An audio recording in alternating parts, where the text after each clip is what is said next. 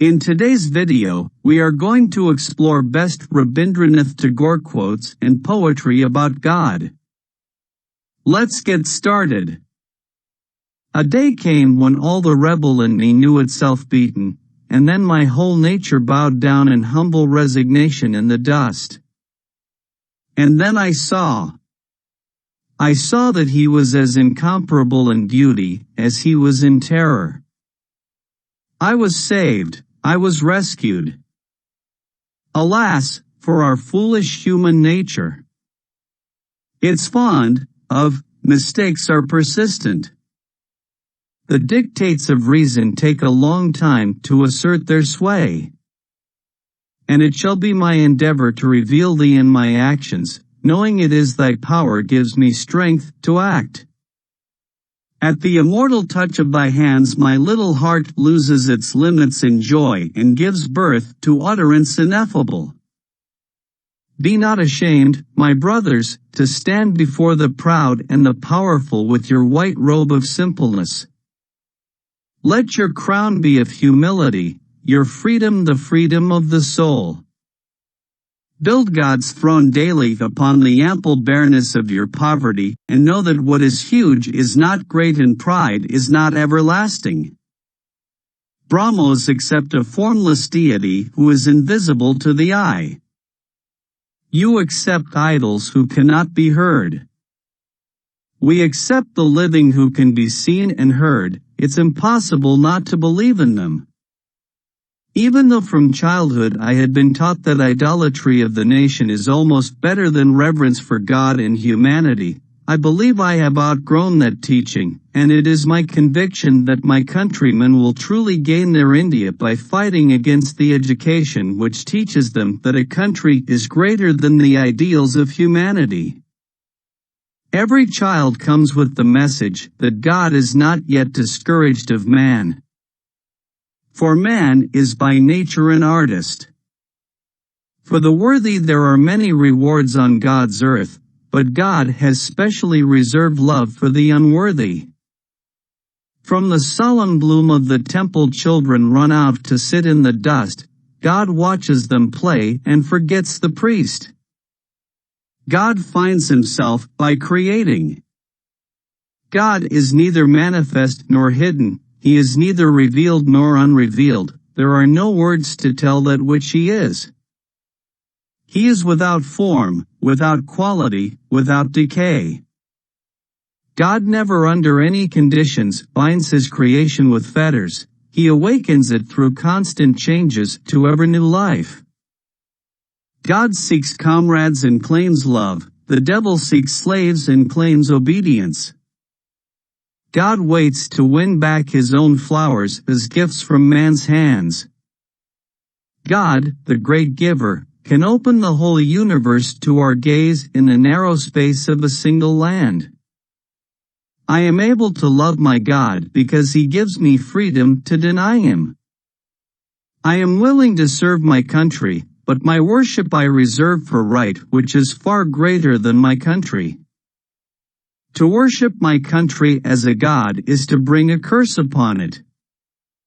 I believe in a spiritual world, not as anything separate from this world, but as its innermost truth. With the breath we draw we must always feel this truth, that we are living in God.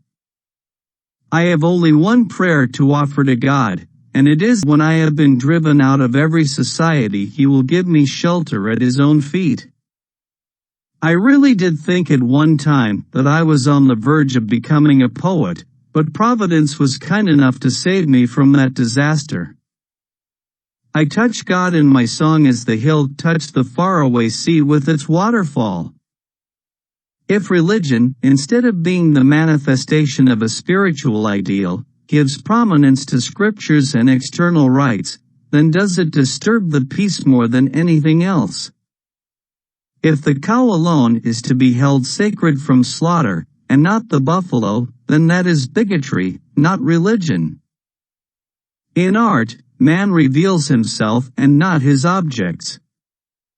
In fact, Man has been able to make his pursuit of power easier today by his art of mitigating the obstructive forces that came from the higher region of his humanity.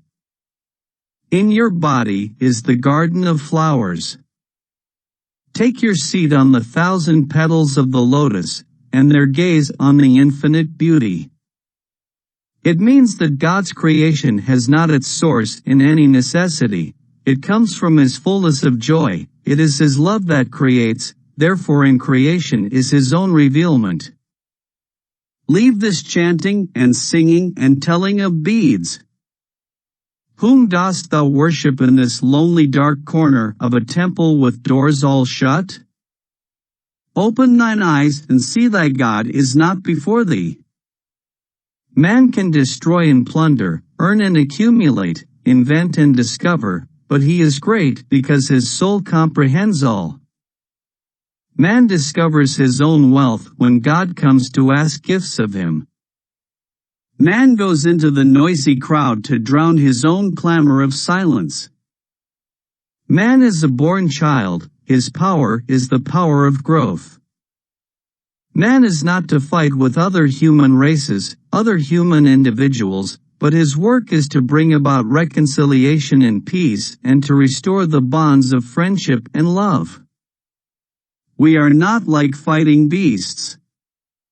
It is the life of self which is predominating in our life, the self which is creating the seclusion, giving rise to sufferings, to jealousy and hatred, to political and commercial competition. All these illusions will vanish if we go down to the heart of. Man is worse than an animal when he is an animal. Man's abiding happiness is not in getting anything but in giving himself up to what is greater than himself, to ideas which are larger than his individual life, the idea of his country, of humanity, of God. Man's freedom is never in being saved from troubles, but it is the freedom to take trouble for his own good, to make the trouble an element in his joy. Man's history is being shaped according to the difficulties it encounters. Man's poverty is abysmal, his wants are endless till he becomes truly conscious of his soul. Till then, the world to him is in a state of flux, a phantasm that is and is not. Many an hour I have spent in the strife of the good and the evil, but now it is the pleasure of my playmate of the empty days to draw my heart onto him. Men are cruel, but man is kind. My debts are large, my failures great, my shame, secret and heavy, yet I come to ask for my good, I quake in fear lest my prayer be granted. Oh, grant me my prayer, that I may never lose the touch of the one in the play of the many. Perhaps the new dawn will come from this horizon, from the east where the sun rises, and then, unvanquished man will retrace his path of conquest, despite all barriers, to win back his lost heritage. Religion is not a fractional thing that can be doled out in fixed weekly or daily measures as one among various subjects in the school syllabus. It is the truth of our complete being, the consciousness of our personal relationship with the infinite. Repentance is a gift of God's grace. Sin is the blurring of truth, which clouds the purity of our consciousness. In sin we lust after pleasures, not because they are truly desirable, but because the red light of our passions makes them appear desirable. We long for things not because they are great in themselves, but because our greed exaggerates them and makes them appear great. The attitude of the God-conscious man of the Upanishad towards the universe is one of a deep feeling of adoration. His object of worship is present everywhere. It is the one living truth that makes all realities true. This truth is not only of knowledge, but of devotion. The force of arms only reveals man's weakness. The higher nature in man always seeks for something which transcends itself and yet is its deepest truth, which claims all its sacrifice, yet makes the sacrifice its own recompense. This is man's dharma, man's religion, and man's self is the vessel. The man, whose acquaintance with the world does not lead him deeper than science leads him, will never understand what it is that the man with the spiritual vision finds in these natural phenomena. The water does not merely cleanse his limbs, but it purifies his heart, for it touches his soul.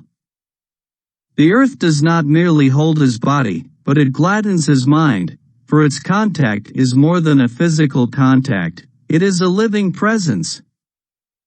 The meaning of ourself is not to be found in its separateness from God and others, but in the ceaseless realization of yoga, of union, not on the side of the canvas where it is blank, but on the side where the picture is being painted.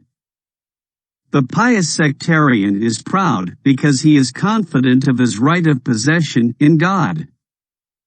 The man of devotion is meek because he is conscious of God's right of love over his life and soul.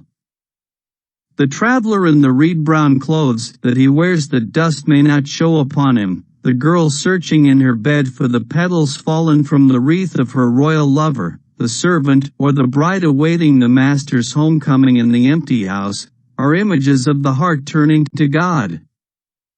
This is the ultimate end of man, to find the one which is in him, which is his truth, which is his soul, the key with which he opens the gate of the spiritual life, the heavenly kingdom. This principle of opposites is at the very root of creation, which is divided between the rule of the king and the queen, night and day, the one and the varied, the eternal and the evolving. Those who have everything but thee, my God, laugh at those who have nothing but thyself.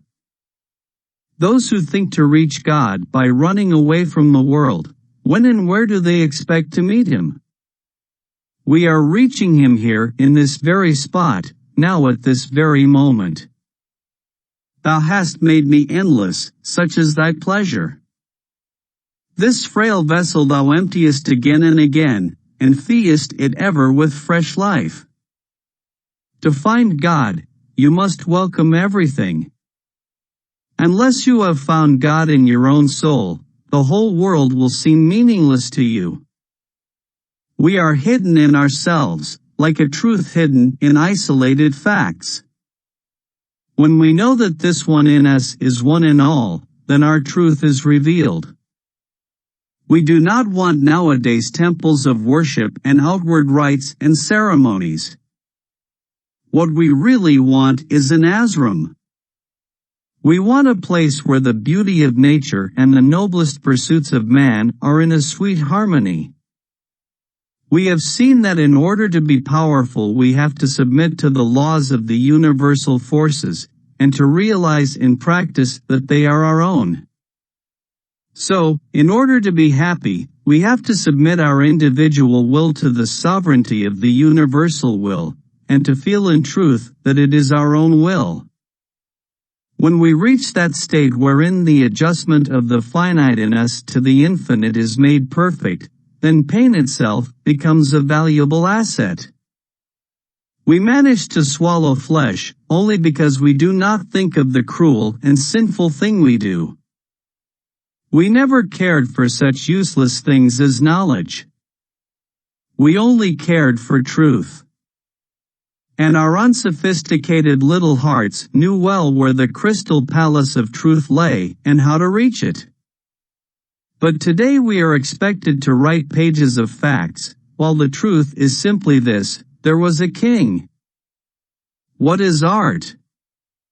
It is the response of man's creative soul to the call of the real. When a man does not realize his kinship with the world, he lives in a prison house whose walls are alien to him. Wherever our heart touches the one, in the small or the big, it finds the touch of the infinite. While God waits for his temple to be built of love, men bring stones. Your idol is shattered in the dust to prove that God's dust is greater than your idol. Please let us know your favorite quotes, from these best Rabindranath Tagore quotes and poetry about God in the comments section. Thank you for watching. Don't forget to like, share and subscribe to our channel.